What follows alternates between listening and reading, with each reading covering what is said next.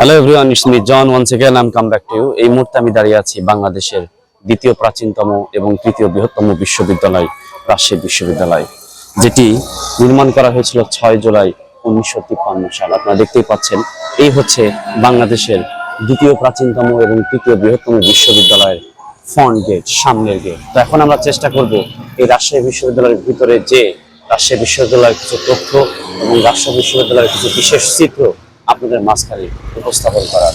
এখন আমরা রাজশাহী বিশ্ববিদ্যালয়ের মেন গেট দিয়ে ঢুকছি এবং এই বিশ্ববিদ্যালয়ে ঢুকে এখন এই বিশ্ববিদ্যালয়ের ভিতরে কি কি আছে সেই বিষয়গুলো আপনাদের দেখানোর চেষ্টা করব।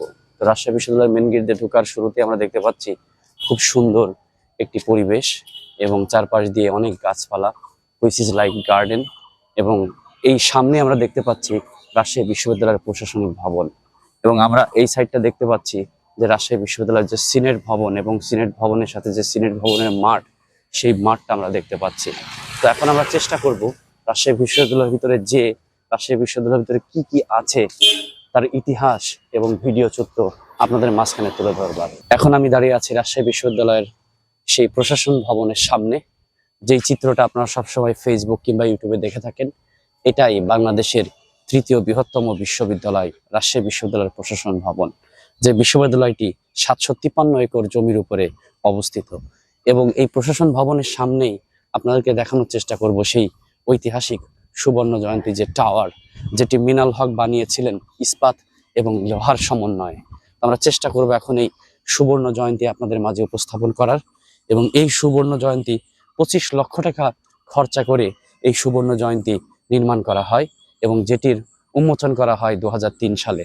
তো আপনারা দেখতে পাচ্ছেন এই সেই সুবর্ণ জয়ন্তী টাওয়ার, যেটি মিনাল হক বানিয়েছিলেন এবং যেটা উন্মোচন করা হয় 2003 সালে। তো এটাই হচ্ছে রাজশাহী বিশ্ববিদ্যালয়ের সুবর্ণ জয়ন্তী টাওয়ার। আমরা আপনাকে ফ্রন্ট সাইড থেকে দেখানোর চেষ্টা করছি। আপনারা দেখতে পাচ্ছেন এটাই রাজশাহী বিশ্ববিদ্যালয়ের সুবর্ণ জয়ন্তী টাওয়ার, যেটি 2003 সালে উদ্বোধন করা হয় বাংলাদেশের সাবেক প্রধানমন্ত্রী বেগম খালেদা জিয়ার হাতে। তো সেই ধারাবাহিকতায় আমরা চেষ্টা করছি আরো কিছু তথ্য আপনাদের সামনে উপস্থাপন করবার। এখন আমি দাঁড়িয়ে আছি, আপনারা দেখতে পাচ্ছেন এটি রাজশাহী বিশ্ববিদ্যালয়ের সিনেট ভবন এবং এটি শহীদ তাজউদ্দিন আহমেদ সিনেট ভবন। এই সেই ভবন এবং এই ভবনের সাথেই একটি মাঠ আছে, সিনেট ভবনের মাঠ। তো সেই মাঠটি আপনাদেরকে দেখানোর চেষ্টা করব।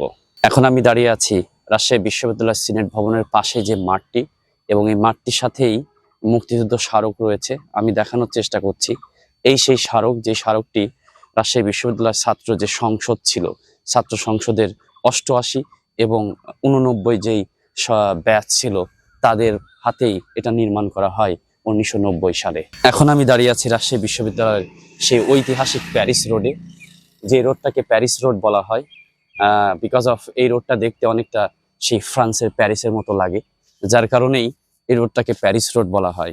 এবং আরেকটা যে বিষয়টা হচ্ছে এটি রাজশাহী বিশ্ববিদ্যালয়ের মেন গেট দিয়ে ঢুকেই হাতের বামে এবং প্রশাসন ভবনের হাতের ডানে।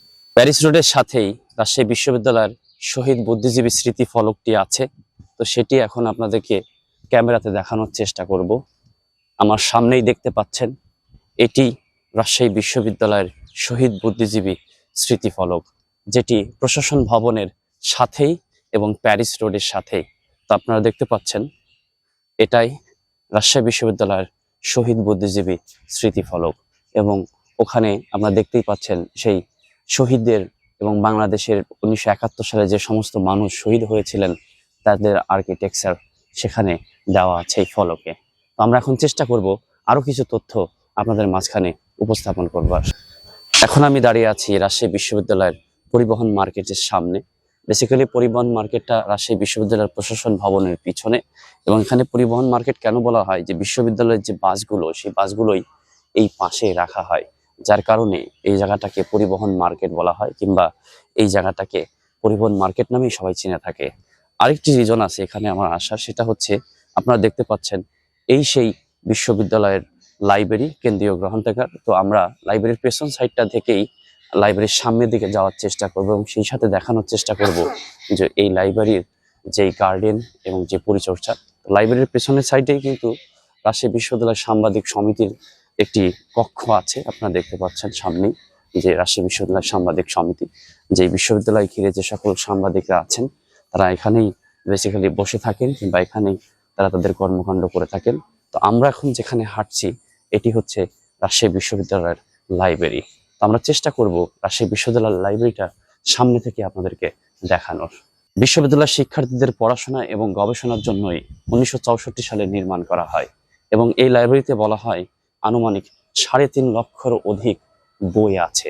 তো আমরা এখন চেষ্টা করব বিশ্ববিদ্যালয়ের এই লাইব্রেরিটা আপনাদের সামনে দেখানোর। আপনারা দেখতে পাচ্ছেন লাইব্রেরির পাশ দিয়েই একটা সুন্দর গার্ডেন, এখানে অনেক ধরনের ফুল চাষ করা হচ্ছে এবং এখানে আমরা অনেক লাইব্রেরির ওয়ালে বিভিন্ন ফেস্টুন দেখতে পাচ্ছি এবং আশেপাশেই এই বিশ্ববিদ্যালয়ের অনেক স্টুডেন্ট তারা হাতাহাতি করছেন। তো আমরা এখন লাইব্রেরি রাজশাহী বিশ্ববিদ্যালয়ের যেই কেন্দ্রীয় গ্রন্থাগার, সেই গ্রন্থাগারের সামনে যাওয়ার চেষ্টা করব এবং আপনাদেরকে সামনে থেকে রাজশাহী বিশ্ববিদ্যালয়ের লাইব্রেরিটা দেখানোর চেষ্টা করছি। তো আমরা এখন অনেকটা রাজশাহী বিশ্ববিদ্যালয়ের লাইব্রেরির সামনের দিকে চলে এসেছি। তো এই হচ্ছে রাজশাহী বিশ্ববিদ্যালয়ের কেন্দ্রীয় গ্রন্থাগারের সামনের দিক এবং সামনের দিকটাও দেখতে পাচ্ছেন খুবই সুন্দর। এখানে অনেকগুলো বেসিন রাখা হয়েছে শিক্ষার্থীদের পরিষ্কার পরিচ্ছন্নতা বজায় রাখার জন্য। তো আমরা এখন চেষ্টা করব সামনে থেকে দেখানোর। এই হচ্ছে রাজশাহী বিশ্ববিদ্যালয়ের কেন্দ্রীয় গ্রন্থাগার, যেটি 1964 সালে নির্মাণ করা হয় বিশ্ববিদ্যালয়ের শিক্ষার্থীদের সেবামূলক প্রদান করার জন্য এবং যেই লাইব্রেরিতে বর্তমান 3.5 লক্ষের অধিক বই সংগ্রহ করা আছে। আমরা চেষ্টা করব এই লাইব্রেরির পাশাপাশি আরো অনেক জায়গা আপনাদের মাঝখানে উপস্থাপন করা এবং সেই জায়গাগুলোর তথ্য আপনাদের মাঝে উপস্থাপন করা। এখন আমি দাঁড়িয়ে আছি রাজশাহী বিশ্ববিদ্যালয়ের পরিবহন চত্বরে, যেটি প্রশাসন ভবনের সাথেই। আপনারা দেখতে পাচ্ছেন এখানে রাজশাহী বিশ্ববিদ্যালয়ের অনেকগুলো বাস রাখা আছে এবং এই বাস রাখার কারণেই কিন্তু এই জায়গাটাকে রাজশাহী বিশ্ববিদ্যালয়ের পরিবহন চত্বর বলা হয়। আমি আপনাদেরকে দেখানোর চেষ্টা করছি এখানে অনেকগুলো বাস রাখা হয়েছে, যেই বাসগুলো বেসিক্যালি রাজশাহী বিশ্ববিদ্যালয়ের ছাত্রছাত্রীদের সেবার কারণে ব্যবহার করা হয় এবং প্রত্যেকটা বাসই একটা ফিক্সড গন্তব্য কিংবা ডেস্টিনেশনে যেয়ে থাকে। পুরো রাজশাহী শহর জুড়েই এই বাসগুলোর আনাগোনা আছে। আপনারা দেখতে পাচ্ছেন এখানে একটি বিশ্ববিদ্যালয়ের দোতলা বিশিষ্ট একটি বাস। এই বাসটা আপনাদেরকে আমি দেখানোর চেষ্টা করছি। এটা রাজশাহী বিশ্ববিদ্যালয়ের দোতলা বিশিষ্ট একটি বাস এবং এর পাশে আরও অনেকগুলো বাস এবং আপনারা দেখতে পাচ্ছেন এখানে মাইক্রো ভ্যানগুলো রাখা আছে, প্রবাবলি এগুলো স্টাফের জন্য। তো এখন আমরা চেষ্টা করব আরও কিছু তথ্য আপনাদের সামনে তুলে ধরবার। আমি এখন রাজশাহী বিশ্ববিদ্যালয়ের কেন্দ্রীয় জামে মসজিদের সামনে। আমি চেষ্টা করব আপনাদেরকে এই কেন্দ্রীয় জামে মসজিদ দেখানোর এবং সামনে ঈদুল আজহা আসতেছে। আমি যতটুকু জানতে পারলাম এখানেই ঈদের নামাজ সংগঠিত হবে এবং আমার এই হাতের ডানেই রাজশাহী বিশ্ববিদ্যালয়ের জামে মসজিদ এবং দুই পাশ দিয়ে দেখতে পাচ্ছেন অনেক সুন্দর একটা গার্ডেন। তো আমি চেষ্টা করব এখন এই বিশ্ববিদ্যালয়ের জামে মসজিদটা আপনাদেরকে দেখানোর। তো এটি হচ্ছে রাজশাহী বিশ্ববিদ্যালয়ের কেন্দ্রীয় জামে মসজিদ, আমার পিছনে দেখতে পাচ্ছেন, এবং এটি মুসলমান ভাইদের আবেগ। এখানকার যে সকল শিক্ষার্থী শিক্ষকরা আছেন চাইলেই তারা তাদের সময় মতো নামাজ কায়েম করতে পারেন এবং মসজিদের সামনে আপনারা দেখতে পাচ্ছেন এটা অনেক বড় একটা জায়গা, অনেক সুন্দর একটা জায়গা, যে জায়গাটাকে খুবই সুন্দরভাবে গুছিয়ে রাখা হয়েছে। অনেকগুলো গাছ দেখতে পাচ্ছি, প্রত্যেকটা গাছকেই খুব সুন্দরভাবে পরিচর্যা করা হয়। তো এটি হচ্ছে রাজশাহী বিশ্ববিদ্যালয়ের কেন্দ্রীয় জামে মসজিদ। আমি আবার আপনাদেরকে দেখাচ্ছি। আমার পিছনে যে মসজিদটা দেখতে পাচ্ছেন এটি বাংলাদেশের দ্বিতীয় প্রাচীনতম এবং তৃতীয় বৃহত্তম বিশ্ববিদ্যালয় রাজশাহী বিশ্ববিদ্যালয়ের জামে মসজিদ। এখন আমি আপনাদেরকে নিয়ে যাব এই রাজশাহী বিশ্ববিদ্যালয়ের শহীদ স্মৃতি সংগ্রহশালাতে এবং আমার সামনে দেখতে পাচ্ছেন এটাই হচ্ছে সেই শহীদ স্মৃতি সংগ্রহশালা ভবনটি, যেটি রাজশাহী বিশ্ববিদ্যালয়ের কেন্দ্রীয় শহীদ মিনারের সাথেই অবস্থিত। এবং এখানে আরও একটি গাড়ি দেখতে পাচ্ছেন, যে এই গাড়িটি মুক্তিযোদ্ধা ডক্টর AKM নজরুল ইসলাম অধ্যক্ষ পলিটেকনিক্যাল ইনস্টিটিউট রাজশাহী 14 এপ্রিল 1971 সাল পর্যন্ত যুদ্ধকালীন সময় ব্যবহার করেন। স্বাধীনতার পরে এই গাড়িটি রাজশাহী বিশ্ববিদ্যালয়ের জওয়াহর হলের পাশে পাওয়া যায়। তথ্য বদিউজ্জামান টুনু, বীর প্রতীক। তো এটা হচ্ছে শহীদ স্মৃতি সংগ্রহশালা ভবন রাজশাহী বিশ্ববিদ্যালয়। এই ভবনটি এখন বন্ধ আছে। বিশ্ববিদ্যালয় এখন আপাতত বন্ধ আছে। তো এই ভবনের ভিতরে রাজশাহী বিভাগের 1971 সালে যুদ্ধ চলাকালীন সময় যে সকল হাতিয়ার এবং যে সকল প্রত্নতান্ত্রিক নিদর্শন বাংলাদেশ স্বাধীনতা যুদ্ধের সাথে জড়িত সেই সমস্ত সরঞ্জাম এই ভবনে সংরক্ষণ করা আছে। আপনারা দেখতে পাচ্ছেন এই মুহূর্তে আমি দাঁড়িয়ে আছি ইবলিশ চত্বর। আমার পেছনে একটি বড় পুরনো বট গাছ দেখতে পাচ্ছেন এবং এটি রাজশাহী বিশ্ববিদ্যালয়ের ইবলিশ চত্বরের মাঠ। তো 1983 সালের 6 সেপ্টেম্বর বেসিক্যালি মামুনুর রশিদের লেখা এবং মলয় ভৌমিকের একটি নাটক পরিচালনা করা হয় কাজী নজরুল ইসলাম মিলনায়তনে। তো যেই নাটকের নাম ছিল বেসিক্যালি ইবলিশ, এবং সেই নাটকে কিছু শিক্ষার্থী অভিনয় করে এবং অভিনয় করার পরে তারা এই বিশ্ববিদ্যালয়ে অনেকটা জনপ্রিয় হয়ে যায় এবং জনপ্রিয় হওয়ার পরে সেই অভিনেতাগুলো এখানে এসে আড্ডা দিতে থাকে কিংবা এখানে এসে তারা সময় কাটাতে থাকে। তাদের সময় কাটানোর মধ্য দিয়েই কিন্তু এই জায়গাটার নাম হয় ইবলিশ চত্বর। তো এই ইবলিশ চত্বরই সেই রাজশাহী বিশ্ববিদ্যালয়ের নাম করা ইবলিশ চত্বর, যেটা আপনারা এখন সরাসরিভাবে ক্যামেরায় দেখতে পাচ্ছেন। আমি এখন দাঁড়িয়ে আছি রাজশাহী বিশ্ববিদ্যালয়ের কাজী নজরুল ইসলাম মিলনায়তন। আপনাদেরকে বলেছিলাম যে 1983 সালে 6 সেপ্টেম্বর একটি ইবলিশ নামের নাটক হয়েছিল। সেই নাটক হয়েছিল বেসিক্যালি এই মিলাতানে, এবং এই সেই কাজী নজরুল ইসলাম ভবন, যেই কাজী নজরুল ইসলাম বাংলাদেশের একমাত্র বিদ্রোহী কবি এবং আমাদের জাতীয় কবি, যার কথা বললেই শরীরের ভিতরে একটা এনার্জি কিংবা একটা ভাইব চলে আসে। তো আমি দেখানোর চেষ্টা করছি এটাই রাজশাহী বিশ্ববিদ্যালয়ের কাজী নজরুল ইসলাম মিলনায়তন। এবং এখন বিশ্ববিদ্যালয় বন্ধ হওয়ার কারণে বিশ্ববিদ্যালয়টা এই জায়গাটা বন্ধ আছে। আমি চেষ্টা করতাম আপনাদেরকে দেখানোর, আমি চেষ্টা করব কাজী নজরুল ইসলাম মিলনায়তনের এই বেলকনিটা আপনাদেরকে দেখানোর। এটি হচ্ছে বেসিক্যালি বেলকনি এবং এটি দোতলা ভবন বিশিষ্ট, এবং আমি এখন বর্তমান দাঁড়িয়ে আছি রাজশাহী বিশ্ববিদ্যালয়ের কাজী নজরুল ইসলাম মিলনায়তনের বেলকনিতে। এখন আমি দাঁড়িয়ে আছি রাজশাহী বিশ্ববিদ্যালয়ের স্টেডিয়ামের সামনে। তো এখন আমি আপনাদেরকে দেখানোর চেষ্টা করব রাজশাহী বিশ্ববিদ্যালয়ের যে স্টেডিয়ামটা আছে, সেই স্টেডিয়ামটা আমার ভিডিও চিত্রে আপনাদের মাঝখানে তুলে ধরার চেষ্টা করব। ইনি দায়িত্বে আছেন, এনাকে অনেক ধন্যবাদ যে উনি আমাকে হেল্প করলেন এই স্টেডিয়ামটা খোলার জন্য। কারণ এই বিশ্ববিদ্যালয়টা গত 28 তারিখে বন্ধ হয়ে গেছে, এখন এই বিশ্ববিদ্যালয় বন্ধ অবস্থায় আছে। তারপরেও আমি চেষ্টা করছি রাজশাহী বিশ্ববিদ্যালয়ের স্টেডিয়াম দেখানোর, এবং এটাই হচ্ছে রাজশাহী বিশ্ববিদ্যালয়ের স্টেডিয়াম। আপনারা দেখতে পাচ্ছেন এটি অনেক বড় একটি স্টেডিয়াম, এবং এই স্টেডিয়ামের ধারণ ক্ষমতা অ্যাপ্রক্সিমেটলি 30,000 দর্শক একসাথে বসে এই স্টেডিয়ামে বসে ক্রিকেট খেলা উপভোগ করতে পারবে। আমি এর আগেও একবার এসেছিলাম, কিন্তু আজকে সরাসরিভাবে আপনাদেরকে দেখানোর চেষ্টা করছি এটি রাজশাহী বিশ্ববিদ্যালয়ের একমাত্র সবথেকে বড় স্টেডিয়াম। এবং এই স্টেডিয়ামটা আপনারা দেখতেই পাচ্ছেন কত সুন্দর সাজানো এবং গোছানো একটি স্টেডিয়াম। আপনাদেরকে আমি আগেই বলেছিলাম যে রাজশাহী বিশ্ববিদ্যালয় 753 একর জমির উপরে অবস্থিত, এবং সেই জমির উপরেই কিন্তু রাজশাহী বিশ্ববিদ্যালয়ের এই স্টেডিয়াম। যে স্টেডিয়ামটা দেখলেই আমাদের মনে পড়ে যায় বাংলাদেশের ঢাকা মিরপুর স্টেডিয়াম, সিলেট শাহজালাল স্টেডিয়াম, কোনো অংশে কিন্তু রাজশাহী বিশ্ববিদ্যালয়ের এই স্টেডিয়াম কিন্তু কম না। তা আমি চেষ্টা করেছি আপনাদেরকে সরাসরিভাবে রাজশাহী বিশ্ববিদ্যালয়ের এই স্টেডিয়ামটি দেখানোর, এবং এই স্টেডিয়ামের পাশ দিয়ে কিন্তু রাজশাহী বিশ্ববিদ্যালয়ের সমস্ত হলগুলো অবস্থান করেছে। রাজশাহী বিশ্ববিদ্যালয় সর্বমোট 17টি হল আছে, যার ভিতরে 11টি হল হচ্ছে পুরুষের এবং 6টি হল হচ্ছে মহিলাদের। এখন আমি চেষ্টা করব আপনাদেরকে অন্য একটি চিত্র তুলে ধরবার। এখন আমি দাঁড়িয়ে আছি রাজশাহী বিশ্ববিদ্যালয়ের বধ্যভূমি স্মৃতি স্তম্ভ। আমি এখানে যাওয়ার চেষ্টা করছি আপনাদেরকে দেখানোর। এই বধ্যভূমি স্মৃতি স্তম্ভ নির্মাণ করা হয় 1999 সালে, এবং যেটি 2004 সালের ডিসেম্বর মাসে উদ্বোধন করা হয়, এবং এটি বিশ্ববিদ্যালয়ের পশ্চিমে এবং শামসুজ্জাহ হলের পাশেই এই বধ্যভূমি স্মৃতিস্তম্ভ। তো এখন আমরা সরাসরিভাবে এই স্মৃতিস্তম্ভের উপরে যাব, যে আপনাদেরকে দেখানোর চেষ্টা করব। এখানে লেখা আছে জুতা পায়ে ওঠা নিষেধ। আমি নিজেও আমার নিজের স্যান্ডেল এখানে খুলে নিলাম, এবং এখন আমি দাঁড়িয়ে আছি বাংলাদেশের দ্বিতীয় প্রাচীনতম এবং তৃতীয় বৃহত্তম বিশ্ববিদ্যালয়, একমাত্র পরিষ্কার পরিচ্ছন্ন গোছালো বিশ্ববিদ্যালয় রাজশাহী বিশ্ববিদ্যালয়ের বধ্যভূমি স্মৃতি স্তম্ভর কাছে। আমি চেষ্টা করব ক্যামেরা একটু সামনে আসার। তো এবার আমি সরাসরিভাবে আপনাদেরকে দেখাচ্ছি রাজশাহী বিশ্ববিদ্যালয়ের বধ্যভূমি স্মৃতিস্তম্ভ। এই ফ্লোরগুলো দেখতে পাচ্ছেন সব কিছু রাজশাহী বিশ্ববিদ্যালয়ের আওতায় নতুন করে সংস্কার করা হয়েছে, এবং এই বধ্যভূমি স্মৃতিস্তম্ভ নির্মাণ করা হয় 1999 সালে এবং যেটাকে 2004 সালের ডিসেম্বর মাসে উদ্বোধন করা হয়। এবং এই বধ্যভূমি স্মৃতির স্তম্ভর পেছনেই দেখতে পাচ্ছেন অনেক মাঠ। এই মাঠগুলো কিন্তু রাজশাহী বিশ্ববিদ্যালয়েরই সম্পদ কিংবা জায়গা, যেগুলো এখনও ব্যবহৃত হয় নাই।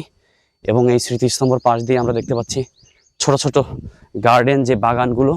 তো আপনাদেরকে দেখাই, এটাই রাজশাহী বিশ্ববিদ্যালয়ের বধ্যভূমি স্মৃতিস্তম্ভ দেখতে পাচ্ছেন, যেখানে যে জিনিসটা 1999 সালে নির্মাণ করা হয় এবং 2004 সালে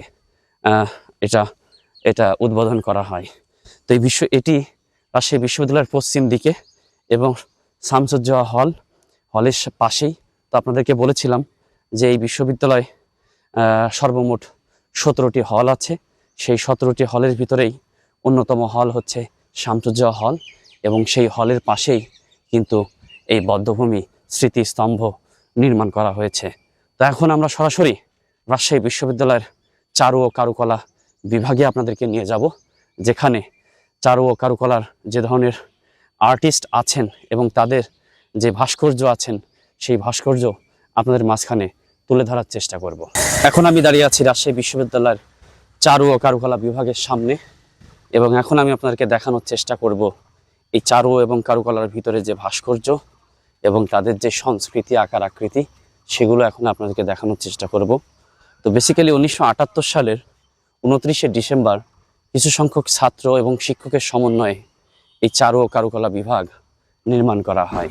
তো আপনারা দেখতে পাচ্ছেন আমার সামনেই চারু ও কারুকলা বিভাগের প্রধান যে ভবন, সেই ভবনটি, এবং এখানে ভবনের গায়ে লেখা আছে শিল্পাচার্য জয়নুল আবেদিন একাডেমিক ভবন।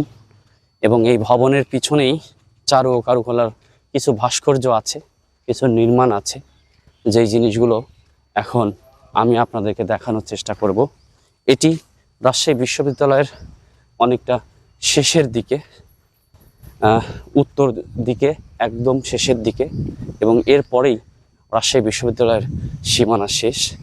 আপনারা দেখতে পাচ্ছেন এখানে একটা ছোট পুকুর, ওয়াটার ভ্যালির মতো, এবং অনেকগুলো টং দোকানও আপনারা এখানে দেখতে পাচ্ছেন, যেখানে শিক্ষার্থীরা বসে আছেন। এবং তার পাশ দিয়ে কিন্তু একটা ছোট পুকুর, এবং ওই যে আমরা পদ্মা পার্কে দেখেছিলাম, যেটাকে কি যেন বলা হয়, এটাকে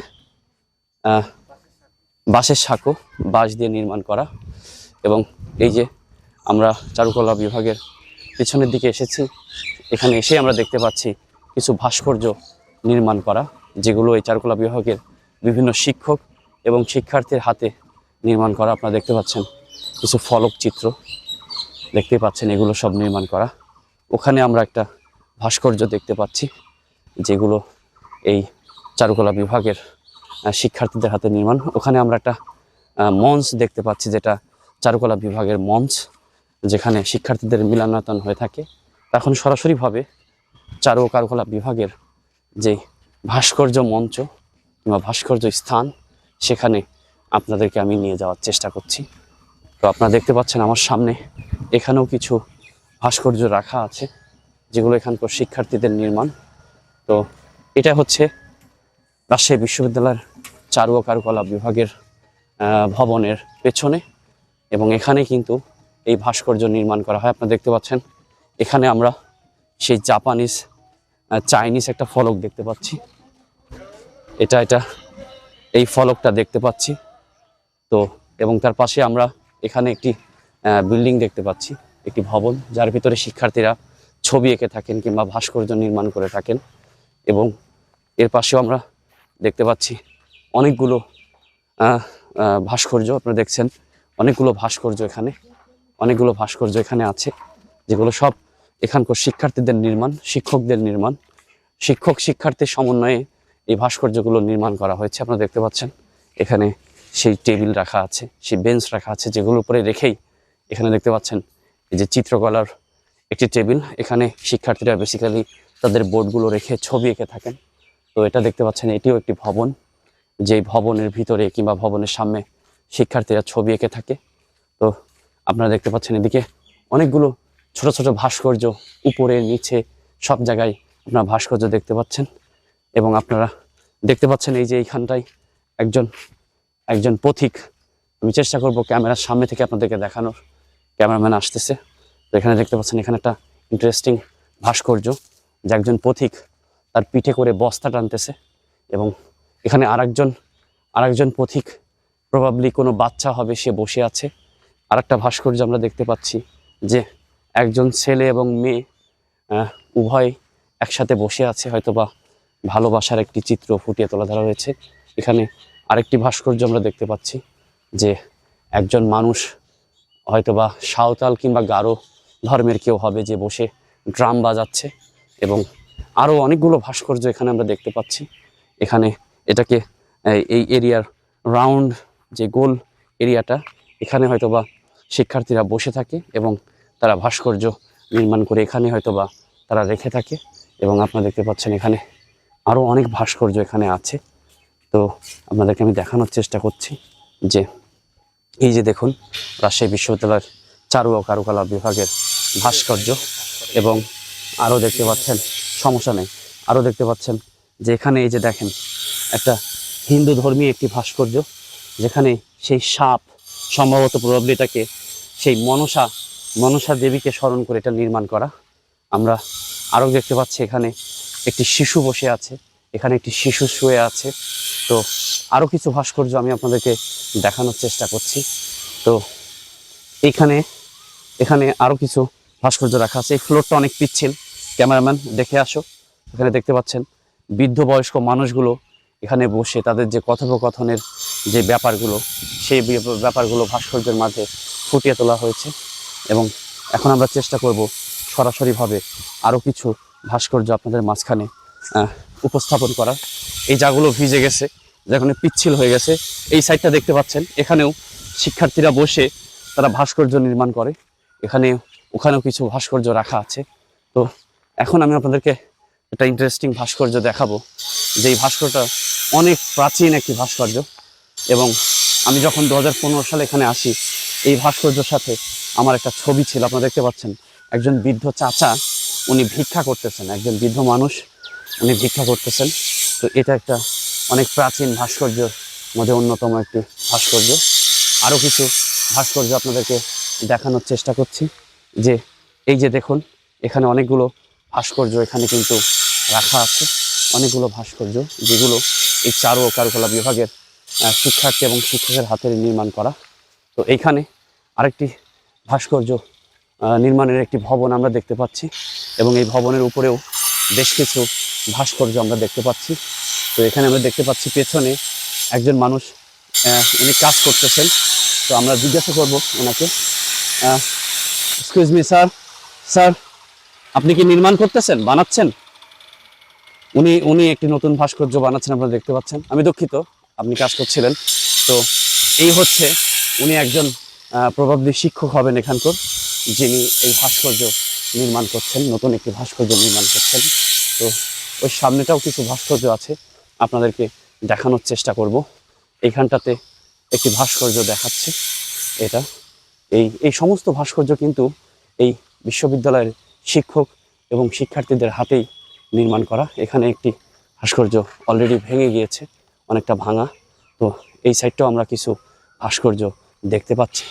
তো বরাবরের মতন আমি চেষ্টা করেছি যে রাজশাহী শহরকে তুলে ধরার, এবং সেই পরিপ্রেক্ষিতে রাজশাহীর বিভিন্ন শহরে আমি গিয়েছি, বিভিন্ন স্থানে আমি গিয়েছি, বিভিন্ন জায়গায় আমি গিয়েছি, যে আপনাদেরকে দেখানোর চেষ্টা করেছি। তো আমি এখন খুবই ইমোশনাল হয়ে যাচ্ছি, I am getting emotional personally, কারণ এটাই হচ্ছে রাজশাহী শহরের আমার শেষ ভিডিও। এরপরে আমি রাজশাহীতে আর কোনো ভিডিও করব না। তো আমার পরবর্তী গন্তব্যস্থল আমি কোথায় যাব, রাজশাহী বিভাগের কোন জেলায় যাব, আপনারা দয়া করে আমাকে কমেন্ট করে জানান। আমি চেষ্টা করছি বাংলাদেশের 64টা জেলায় যেয়ে বাংলাদেশের সলিড অথেন্টিক যে ডাইনামিক হিস্টোরিক কালচার এবং ইনফরমেশনগুলো আপনাদের মাঝখানে উপস্থাপন করবা। তো রাজশাহী জেলা আমি আমার সাধ্যমতো সর্বোচ্চ চেষ্টা করেছি আপনাদেরকে দেখানোর। আপনারা আমাকে কমেন্ট করে জানান যে রাজশাহী বিভাগের কোন জেলায় আমি আবার যাব, এবং কোথায় যেয়ে আমি এই ইতিহাসগুলো আপনাদের মাঝখানে তুলে ধরব। ততক্ষণ পর্যন্ত আপনারা সবাই ভালো থাকবেন, আপনারা নিজেরা খেয়াল রাখবেন। আবার দেখা হচ্ছে নতুন কোনো জেলা এবং নতুন কোনো ইতিহাস নিয়ে। বাবাই ফ্রম জন।